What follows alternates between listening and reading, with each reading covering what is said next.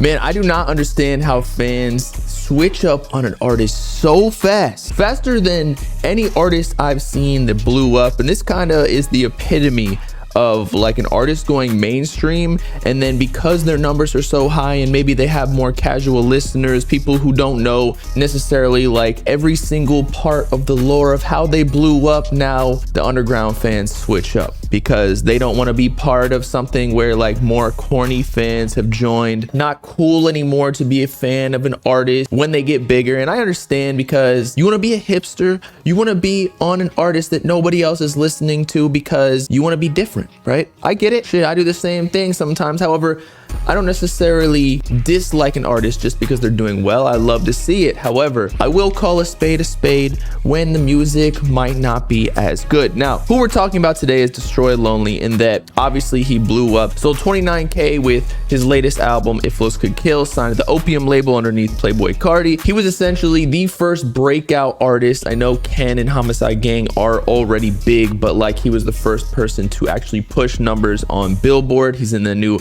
Insidious movie, similar to that of like Yeet, who was in Euphoria when he was blowing up with 2 Alive. However, already fans are turning on him just because there was a new Pink Pantheress snippet that surfaced. She actually previewed it about a year ago. However, a few days ago, she posted on Twitter that they have a new collab coming, and then the Destroy Lonely detectives found underneath like DMCA copyright claims of videos that they posted on an archive channel that the song is Turn Your Phone Off. Now, this is not necessarily confirmed. Sometimes these things are wrong. However, I think it has pretty good chances. And then because of Turn Your Phone Off, I looked up on YouTube if there was some sort of snippet by Pink Pantheress, and there was right here. She looking kind of fine, I'm not gonna lie. We're not gonna play it because I don't want to get claimed as well by the label and get blocked, but it is very her, you know, like it's very fast paced. And with Destroy Lonely's latest album, If Flows Could Kill, one of the biggest complaints was that it was 26 tracks of very slow songs. I keep drawing comparisons to Lucky,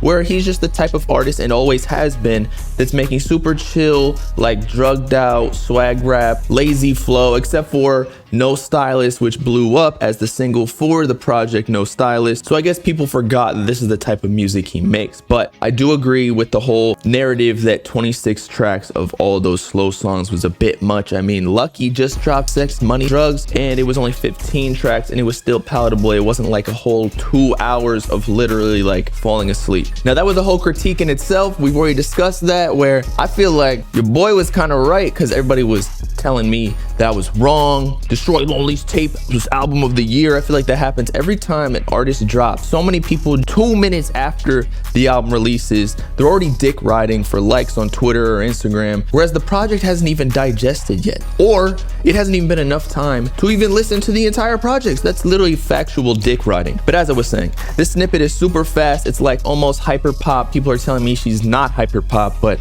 in my opinion it is. Whatever you call it, pop. 1 million beats per minute. And of course, with Destroy Lonely, super slow flow. People are wondering how he is going to hop on this, or even why he's going to hop on this. I thought people were going to be excited that he's trying something new, because again, with the last project of just being slow songs, one of the biggest complaints was like, speed it up with some of the songs. At least that was one of my critiques. Like, give me a No Stylist just so I can wake up halfway through, pop another Benadryl or Tylenol, and then, you know, coast off for the rest of the album. And Pink Pantheress does make pretty good music, and she charts well. Like, her and Ice Spice had top 10 song on Billboard. So like, why do you not want the success for an artist that you love, especially when you haven't even heard their voice? Now, I thought the jokes were funny. All of the predictions for like what he's gonna say with like the track hot Jeep, 1200 on some jeans, like, I get it. These rappers, all of them have pretty predictable lyrics, let's say, and flows, especially with Lone's last album. But I'm not hating, respectfully. But like a week ago, he did say on Tumblr, of course Tumblr, because they cannot post on a regular platform. I wouldn't even be surprised. Actually,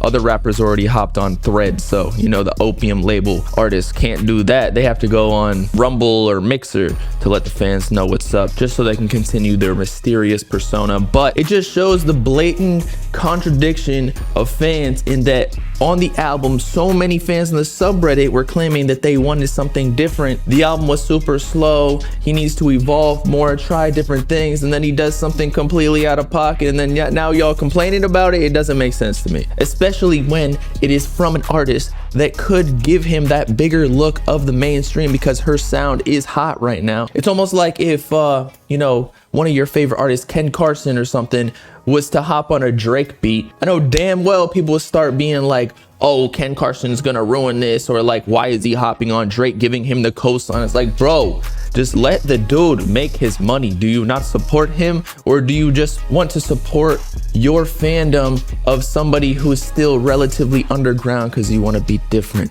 It's almost like a selfish concept here. Plus, I feel like Lone, when he's collabing with other people, is when he gets in his bag, because he's not stuck in that like super lazy, nasally drugged out type music. Like when he collabs with Ken Carson, it usually is on like a more rage, Ken Carson hyped up type beat. So he kind of like adapts well to other people's styles. Like I think one of the best songs last year or the year before, whenever it released, was his feature on BK the Ruler, which wasn't necessarily his sound, but I feel like he is super talented in that way. And by the way, I just want to say, y'all were literally praising Ken Carson when he was commenting under Pink Pantheress's Instagram or Twitter wanting to collab, and just because she maybe didn't pick Ken, y'all are angry. But it honestly makes more sense if Lone were to do it, because he's already doing bigger numbers. There's more of like a value exchange. Like Lone and her, just because their brands are bigger, can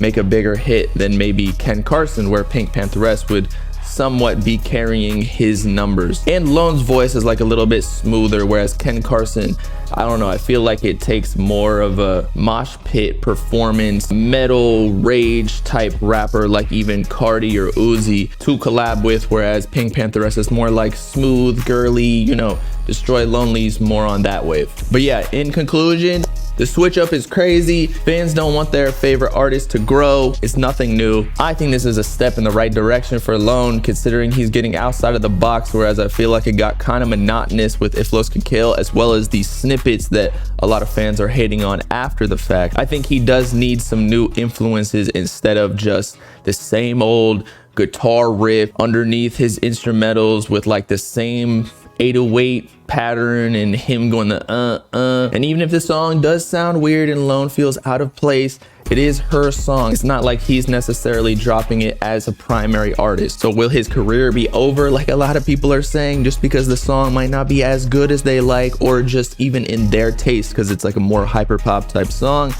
No, bro, he's still on his way up. All the Opium Cats are going on tour. Cardi's finally paying child support and getting involved with his children's lives. Waking up in the morning, making sure that there's non-spoiled milk in the fridge so they can eat their Cheerios. They'll be good.